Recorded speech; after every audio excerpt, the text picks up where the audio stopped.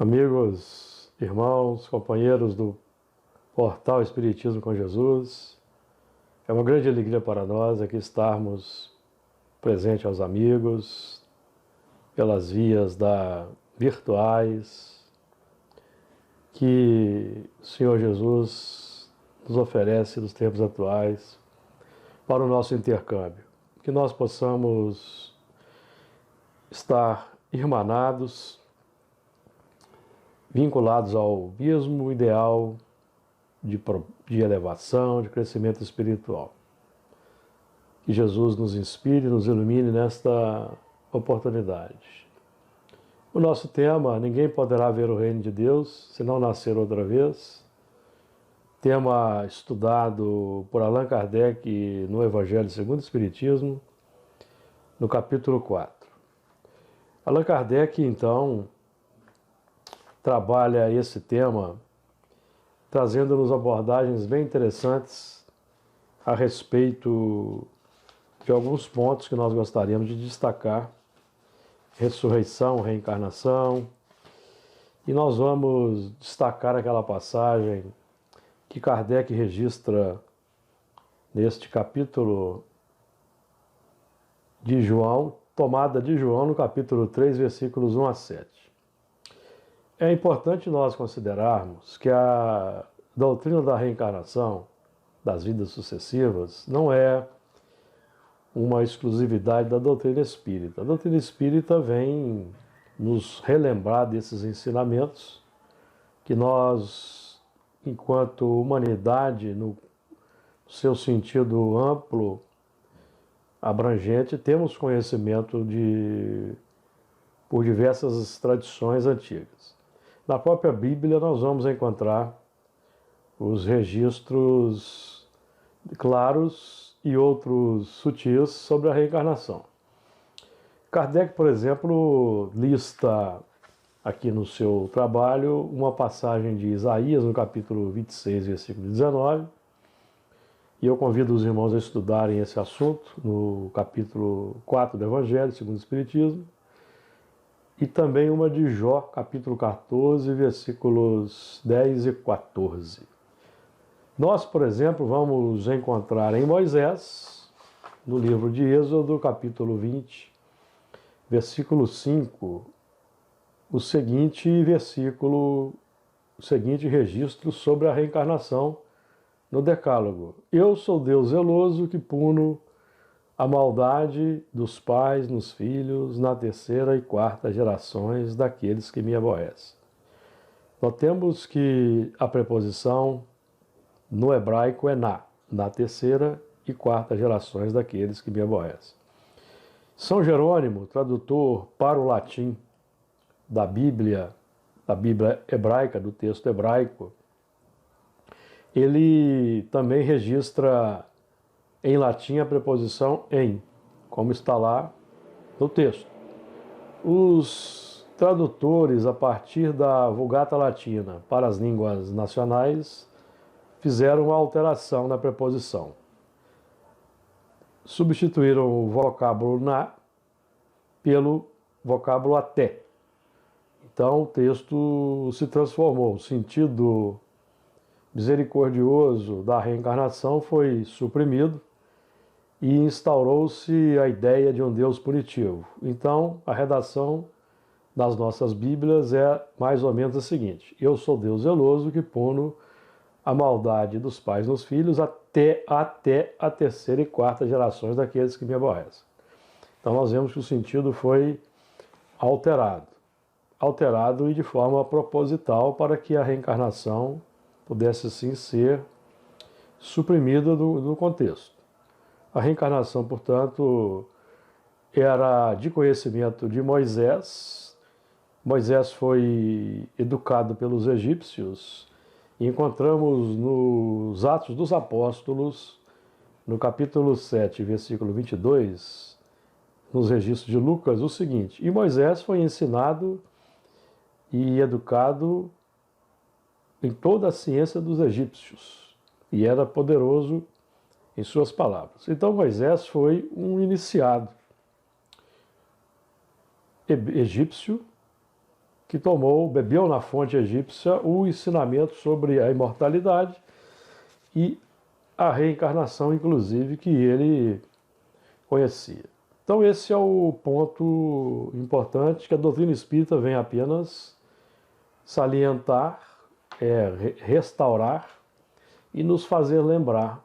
Jesus, também Kardec registra uma passagem constante no Evangelho de Mateus, aliás, duas, uma no capítulo 11, versículos 12 a 15, e outra no capítulo 17, versículos 1 a 13, sendo que nos versículos finais dessa passagem, que trata da transfiguração, versículos 10 a 13, num diálogo com os discípulos, Jesus ensina-lhes que João Batista era o Elias que havia de vir.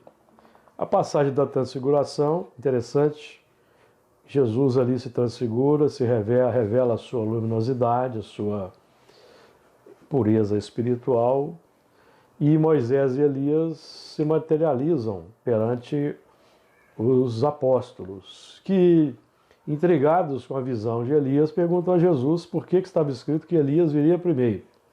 Então Jesus, no Evangelho de Mateus, no capítulo 17, quando interrogado sobre isso pelos discípulos, vai dizer o seguinte, falando de Elias.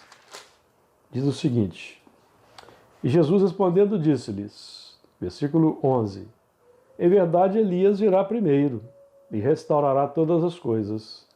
Mas digo-vos que Elias já veio e não o conheceram, mas fizeram-lhe tudo o que quiseram. Assim farão eles também padecer o Filho do Homem. Então entenderam os discípulos que lhes falara de João Batista. Então nós vemos aí nitidamente e claramente Jesus instruindo e ensinando os apóstolos que João Batista era o Elias reencarnado. Porque o nascimento de João Batista foi documentado, está narrado por Mateus, por exemplo. Lucas também eles fazem essa narrativa do nascimento de João Batista. E os hebreus tinham uma ideia vaga, eles não tinham uma ideia precisa sobre a reencarnação, eles confundiam com a ressurreição. Paulo, entretanto, na Epístola aos Coríntios, primeira Epístola aos Coríntios, capítulo 15, versículo 50, Paulo de Tarso vai deixar bem claro para a comunidade cristã, que a ressurreição não é possível. Vai dizer ele assim, na sua Epístola aos Coríntios, capítulo 15, que nós aqui os irmãos vão me permitir ler, capítulo 15, versículo 50. Versículo 50. Vejamos o que Paulo registra. E agora digo isto, irmãos, que carne e sangue não podem herdar o reino de Deus, nem a corrupção herda a incorrupção. Então, Paulo tinha a ideia muito clara que não havia ressurreição de corpos, que a carne e o sangue não podem herdar o reino dos céus. E ele vai, inclusive, falar aí nessa epístola que assim como há corpos materiais, há corpos espirituais. Ele fala dos corpos celestes, dos corpos materiais.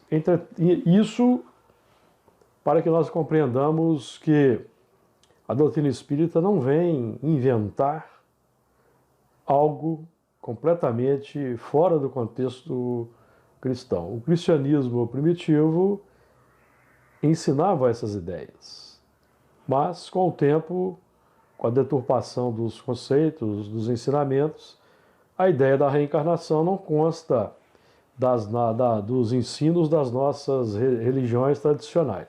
E é por isso, prevendo as adulterações e alterações que ocorreriam ao longo dos séculos do cristianismo, que Jesus faz a promessa sobre o advento do Consolador, que viria a restaurar, nos lembrar de tudo quanto ele havia dito e ensinar o que não poderia ser dito naqueles tempos. Isto posto, nós vamos então estudar aqui a passagem que Kardec registra aqui, no item 5 do capítulo 4, passagem de João, capítulo 3, versículos 1 a 7, que eu vou ler aqui para os irmãos. E havia entre os fariseus um homem chamado Nicodemos, príncipe dos judeus. Este foi ter de noite com Jesus e disse-lhe: Rabi, bem sabemos que és mestre, vindo de Deus, porque ninguém pode fazer estes sinais que tu fazes se Deus não for com ele. Jesus respondeu e disse-lhe: na verdade te digo, que aquele que não nascer de novo não pode ver o reino de Deus. Disse-lhe Nicodemos: como pode um homem nascer sendo velho?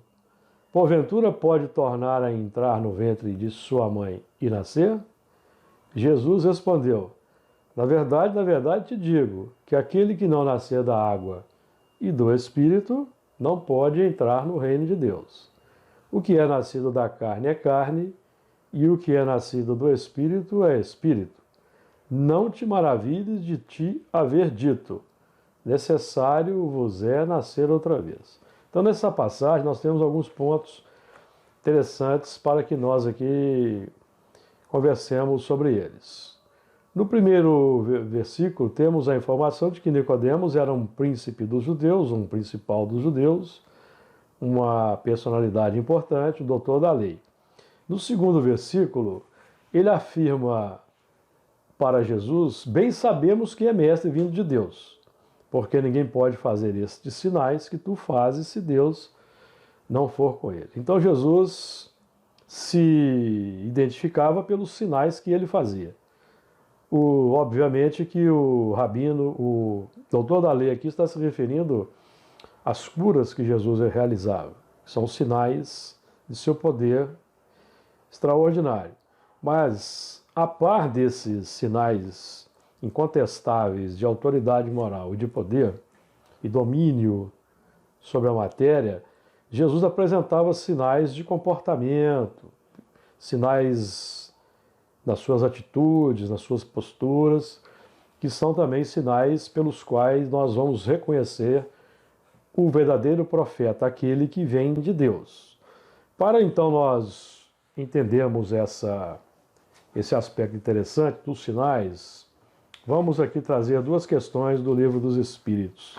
A questão 895, em que Allan Kardec pergunta sobre o sinal da imperfeição. Vai dizer assim Kardec, na sua questão de registro de número 895, no Livro dos Espíritos, capítulo 12, Perfeição Moral. Kardec pergunta: à exceção dos defeitos e vícios acerca dos quais ninguém se pode equivocar, qual o sinal mais característico da imperfeição? E os Espíritos respondem: o interesse pessoal. Muitas vezes as qualidades morais se assemelham como num objeto de cobre, adoração que não resiste à pedra de toque. Um homem pode possuir qualidades reais que levem o mundo a considerá-lo um homem de bem, mas essas qualidades, embora assinalem um progresso, nem sempre suportam certas provas, bastando algumas vezes que se fira a corda do interesse pessoal para que o fundo fique descoberto. O verdadeiro desinteresse é coisa tão rara na Terra que é admirado como fenômeno quando se manifesta. Então essa foi a resposta dos Espíritos. Complementando, Kardec vai dizer: o apego às coisas materiais constitui sinal notório de inferioridade, porque quanto mais o homem se aferra aos bens deste mundo, tanto menos compreende o seu destino. Pelo desinteresse, ao contrário, ele prova que vê o futuro de um ponto de vista mais elevado.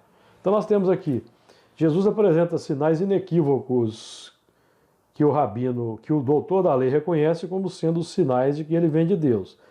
Aqui no Livro dos Espíritos nós estamos identificando sinais que definem um estado de inferioridade, um interesse pessoal, que nós vamos demonstrar por pensamentos, palavras, atitudes e ações, de tal forma que aqueles que convivem conosco podem identificar a nossa qualidade moral por esses sinais que nós expressamos.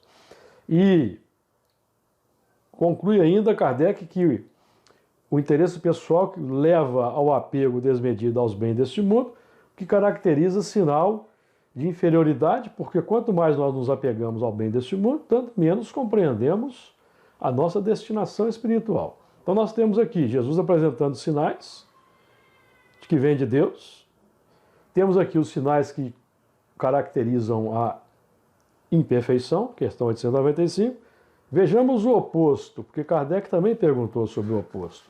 Questão 918, no capítulo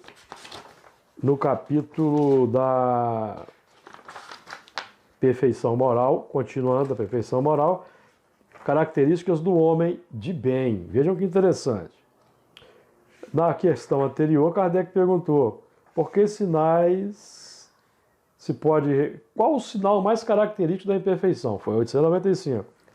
918. Por que sinais se pode reconhecer num homem o progresso real que deve elevar o seu espírito na hierarquia espírita? Então é o oposto. De um lado, o sinal característico da imperfeição, da inferioridade, e do outro, o sinal contrário, da elevação, do progresso real. Os espíritos então responderam: o espírito prova a sua elevação quando todos os atos de sua vida corpórea representam a prática da lei de Deus e quando compreende antecipadamente a vida espiritual. Então aí Kardec vai dizer: o verdadeiro homem de bem é o que pratica a lei de justiça, amor e caridade na sua maior pureza. Então nós temos aí o contraste. Na primeira aqui, os espíritos ressaltando que os sinais da imperfeição, e eu aqui faço uma correção. Eu atribuo a Kardec a frase que trata do sinal notório de inferioridade e é dos espíritos mesmos, viu? Então, sinais da imperfeição: vícios, interesse pessoal, apego aos bens deste mundo, que nos mantém distraídos da nossa condição de espíritos imortais. O sinal contrário, o sinal da elevação, do progresso real, prática da lei de Deus e conhecimento antecipado da vida espiritual. E é exatamente nesse ponto que nós aqui vamos então tratar de um versículo interessante nos registros de João. João vai dizer assim, versículo 3, capítulo 3, versículo 3. Jesus respondeu e disse: na verdade te digo, que aquele que não nascer de novo não pode ver o reino de Deus. Olha que interessante. Então nós vamos nascer de novo para ver o reino de Deus. Esse é um ponto importante. Então nós renascemos para ver o reino de Deus. Jesus vai afirmar para nós: o reino de Deus não vem com aparência exterior.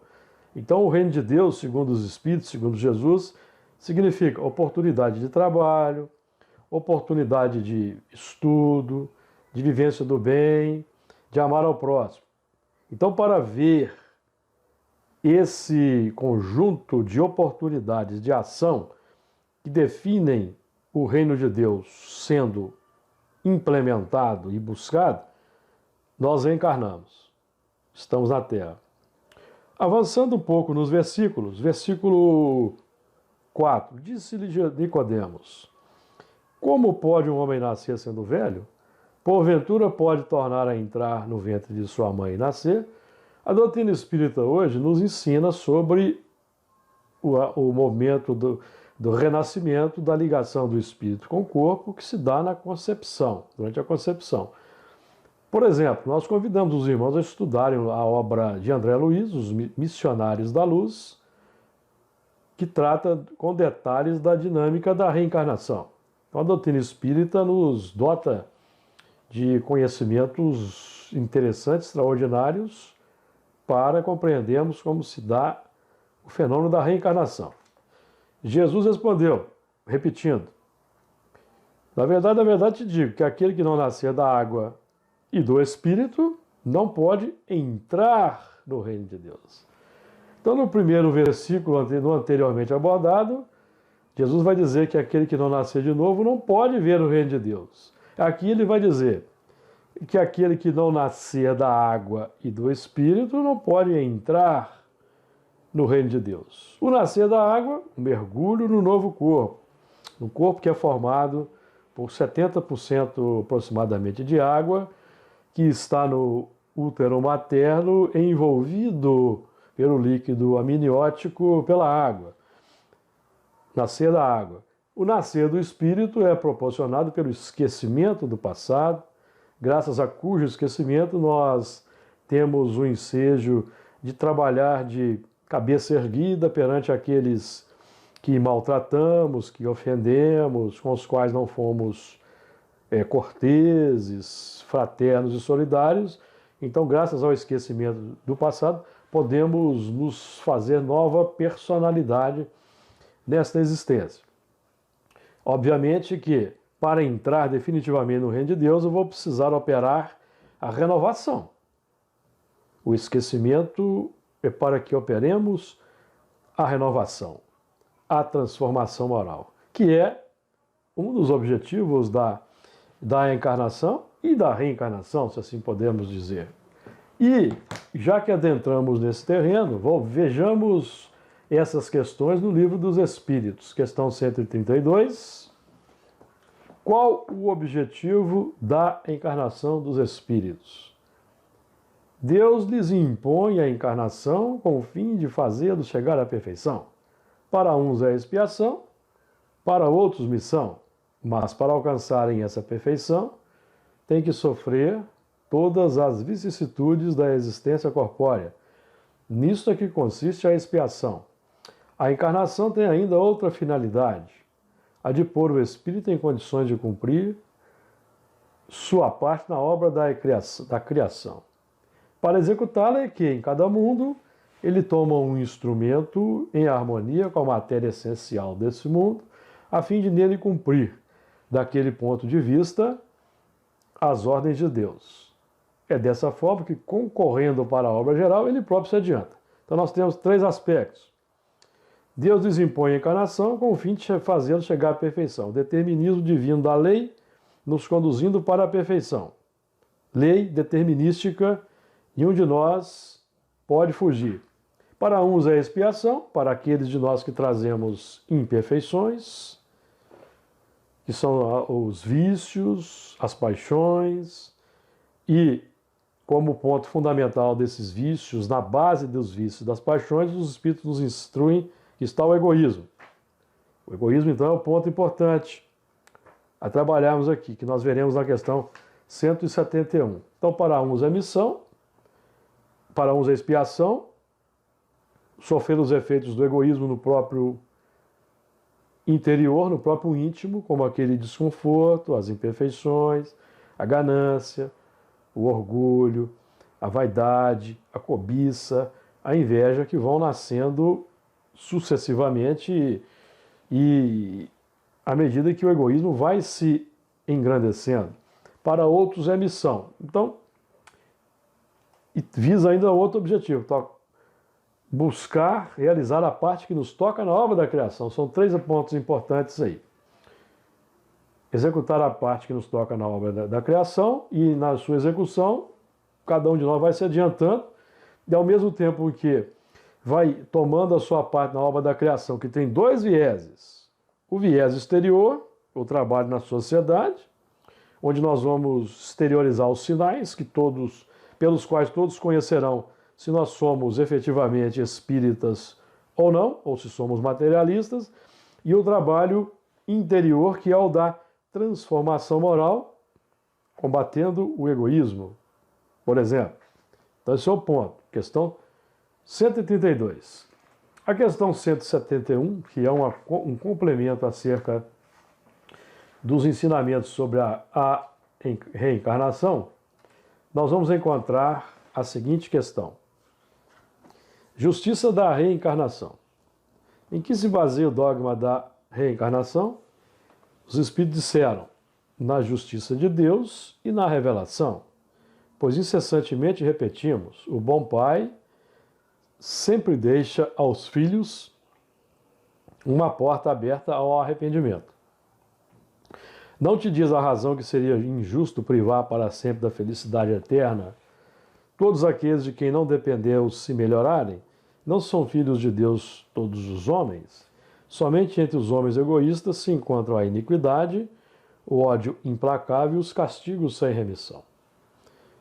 O dogma da reencarnação se baseia, então, na justiça de Deus e na revelação, conforme já dissemos aqui, Moisés, Êxodo, capítulo 20, versículo 5, em que Moisés, que era iniciado egípcio, conheceu a reencarnação, no seu convívio lá com os egípcios, de quem recebeu uma primorosa educação, registra no Êxodo a necessidade da reencarnação.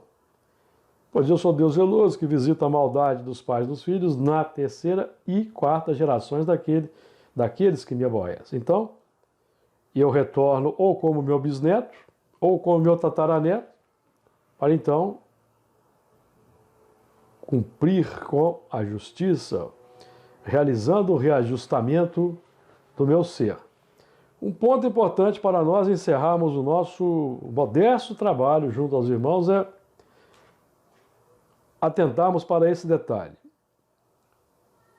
que consta no final da resposta. Somente entre os homens egoístas se encontram a iniquidade, o ódio implacável e os castigos sem remissão. Então, nosso objetivo primordial, dentro daquela necessidade de reajustarmos-nos interiormente, que vai caracterizar os embates da expiação, combatendo o sofrimento interior, porque a expiação decorre das imperfeições, livro Céu e Inferno, capítulo Código Penal da Vida Futura. Os irmãos podem estudar isso lá com tranquilidade.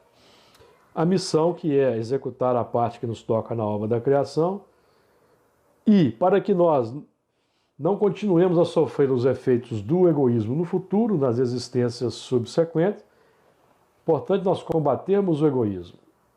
Somente entre os homens egoístas se encontram a iniquidade, o ódio implacável e os castigos sem remissão. Então, o nosso trabalho na reencarnação, finalizando o nosso estudo, é o combate ao egoísmo. Os espíritos afirmam, na questão 913, que o egoísmo é a maior chaga da humanidade, que do egoísmo derivam todos os males. Então, nosso foco é o combate ao egoísmo. Combatendo o egoísmo, naturalmente estaremos domando as inclinações más, estaremos evitando o desenvolvimento da iniquidade, que é o tratamento parcial e diferenciado dos irmãos, já que todos somos iguais, fomos criados iguais, por daí a lei de igualdade. Combatendo o egoísmo, nós vamos impedir que no nosso coração cresça o ódio implacável e as consequências do ódio, que são as condenações. Então, meus amigos, meus irmãos, nesse estudo nosso da reencarnação, ninguém poderá ver o reino de Deus se não nascer outra vez. Eu gostaria de ressaltar para os amigos que têm a misericórdia e a compaixão de nos ouvir, o foco para o nosso trabalho, combater o egoísmo. Por quê? Somente entre os homens egoístas se encontram a iniquidade, o ódio implacável e os castigos sem remissão. A reencarnação, então, é a bênção divina, a misericordiosa bênção divina, que nos dá oportunidade de efetuar esse trabalho relevante, importante, porque se do egoísmo deriva todo o mal, se nós nos transformarmos, vencermos o egoísmo, desenvolvemos o amor, do amor decorre todo o bem, que vai se manifestar então do nosso interior para o coração do próximo, do nosso interior para a sociedade, por pensamentos, palavras, atitudes e ações. Que Jesus nos abençoe.